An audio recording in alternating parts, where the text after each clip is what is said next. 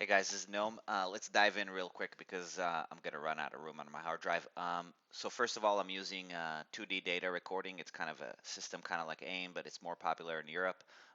First thing we should look at is just a few things here, just to understand what all these lines mean. So the red line up here, or there'll be different colors, but these lines up here at the top are lean angles. These are throttle applications, and down here is RPM.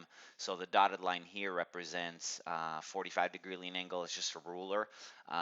So basically anything above that is higher lean angle, above 45, and anything below that is lower. When it's down here at the bottom, it's zero lean angle, meaning we're going straight up and down. When I move the cursor around here, you could look at the map on the right side. We're entering the bowl. We're obviously going clockwise. So you can kind of follow along to see where we are in the data with that red dot that moves around.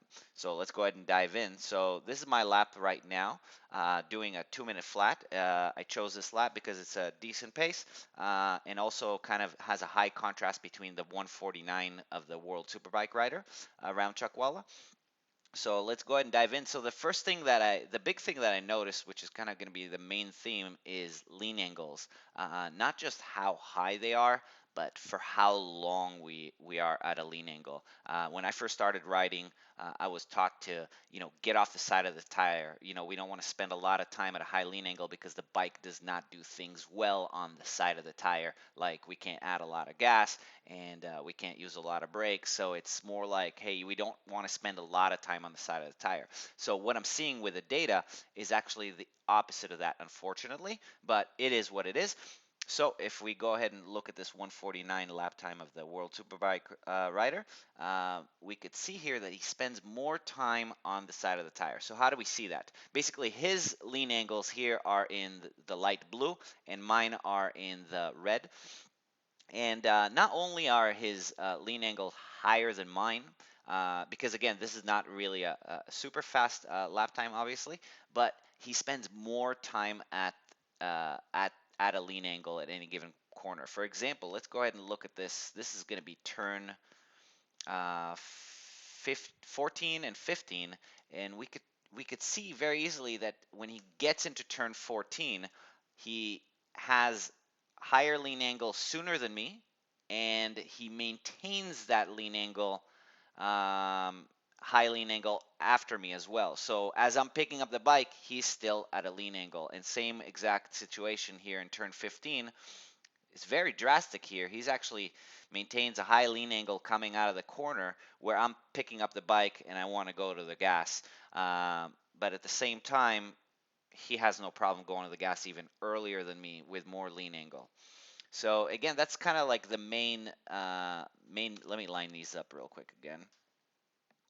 That is the main theme here, is that he's actually carrying more lean angle for a longer period of time than I do. So let's take a look at this turn 3 right here. Again, you could see on the right hand side with a red dot. I actually at one point got into a higher lean angle than him. I got to a 51.4 degree lean angle, and he's sitting at around 49.2, but he spends more time at the lean angle around turn 3. Same with turn 4 and 5, how he's able to connect them. He just spends more time at the lean angle. He's more time on the side of the tire, which is again kind of opposite from maybe what we all kind of learned. So we have this thing called a histogram, and a histogram is a perfect representation in data for how much time we spend doing a certain thing on the track. So let's take a look at the histogram of lean angles real quick. Oops, there it is, lean.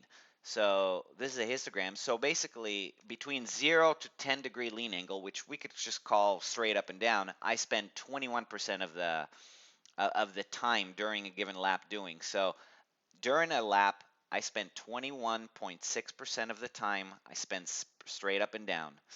And he spends during a lap being straight up and down 11%. So this is the exact same circuit with the exact same turns, but he spends less time being straight up and down. He doesn't want to spend a lot of time being just straight up and down. Now let's take a look at the higher lean angles between 40 to 50 degrees. When I do a 2-minute flat, I spend 36% of the lap being at a 40 to 50 degree lean angle, where he spends, oops,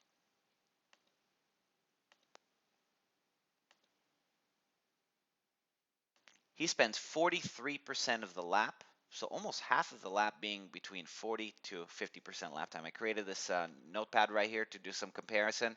So for me, being 0 to 10 degree lean angle, let's call that straight up and down. When I do a 2-minute flat, I'm straight up and down 21% of the time during a lap. When I do a 155, I spend 16% of the time being straight up and down. For him, when he does a 149, he spends 11% of the time during a lap being straight up and down. Now let's look at the higher lean angles. When I do a 2-minute flat, I spend 36% of the lap being between 40 to 50% lean angle.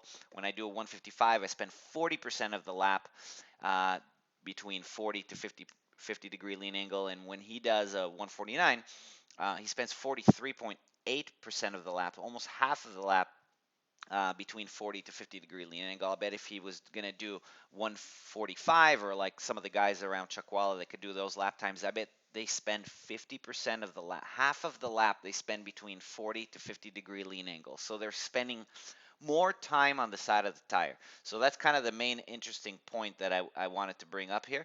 If you guys like this video, we could look at things like the histograms of the throttle applications. That is super interesting, because when you look at the histogram for the throttle, you could see that he actually treats it like an on and off switch.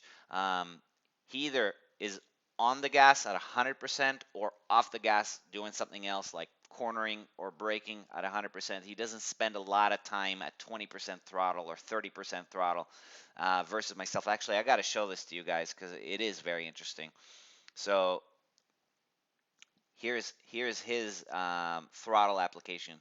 He spends 21% of the lap at full open throttle, and 34% of the lap at no throttle. He's probably doing something else like cornering at a high lean angle or braking really hard. But this is Chuckwalla, so it's mostly cornering. Versus myself,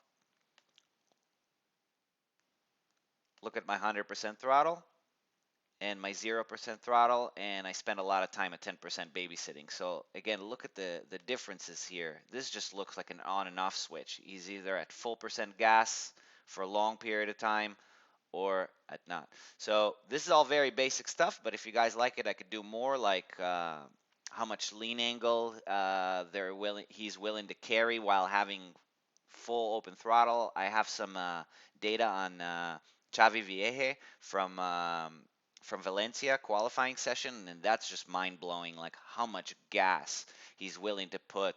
Like I'll just give you an example. He'll be at 50 degree lean angle in second gear, just wide open throttle. Or for example, he'll pull 1G of braking force, which is more than I've ever done in a straight line. But he'll do that much uh, braking, that hard of braking at 50 degree lean angle. So how they're able to combine those extremes together is pretty mind blowing. So if you guys like it, I could do more videos and dive in deeper, because this is very basic stuff. Anyway, I hope you guys enjoyed.